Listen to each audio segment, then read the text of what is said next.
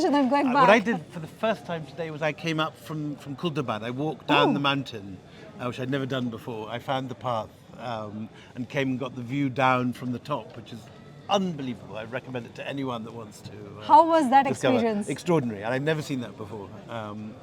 What you don't realize is that Kuldabad, this old Sufi center, is immediately part of the same complex as Ellora, and we're always taught how Ellora is Jain, Buddhist, and Hindu. But when you walk down, you realize that Kuldabad is part of it too, and there's the whole Sufi element there, and that it's just 5 minutes walk from Kuldabad, from Malik Ambar's tomb, from all these dargahs up at the top to here. And then before all that, there was an ants and animist caves where there was just worshipping of gnats and nagas and snakes and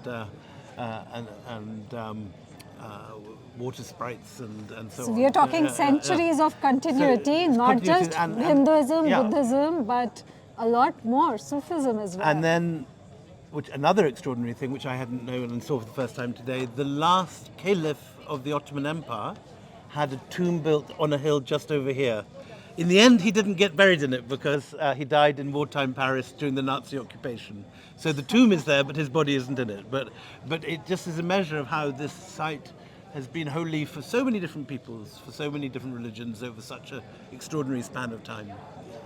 Anyway. You opened your talk by saying that, the structure, which is around more than 1,000 years old, rock cut. 300 years old. Yes, 1,300 years old, rock cut, which, when it was cut, it generated thousands of kilos. They estimate that 200,000 tons of rock had to be removed to carve this. How exciting is it to be here today and to talk on this backdrop? So there were all sorts of lovely elements to it. The lighting, the way that the sculptures, which often, because they're quite eroded, this basalt is soft in fact, and monsoon rains and water have washed away many of the features, but they can be brought out by good lighting, and seeing them lit up like this was an extraordinary thing.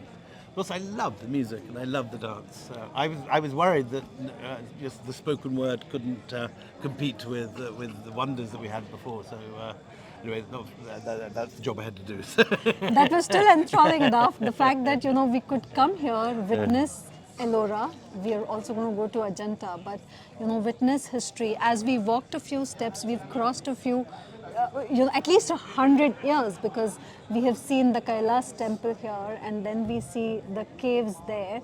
There's Buddhist presence there, there's Hindu presence here, it's Jain presence here, and the kind of amalgamation of culture within a few hundred years. Sufi above. And Sufi above. So, how do you see that time span? You also spoke in your talk right now about how the West has not really acknowledged India's contribution, but the fact that within this entire radius of maybe 1 kilometer, 2 kilometers, we are seeing history of a few hundred years and several influences together. And many different religious traditions coexisting in tolerance and harmony. So it's a great example to all of us. Thank you so much, Mr. William Dalrymple, for speaking to The Hindu. Thank you. Thanks so much. My favorite paper in India. Thank you. And my favorite literary festival, other than Jaipur. Oh, of course. I shall convey this to Ms. Nirmala Lakshman. Thank you so much. With the most sophisticated audience. I shall.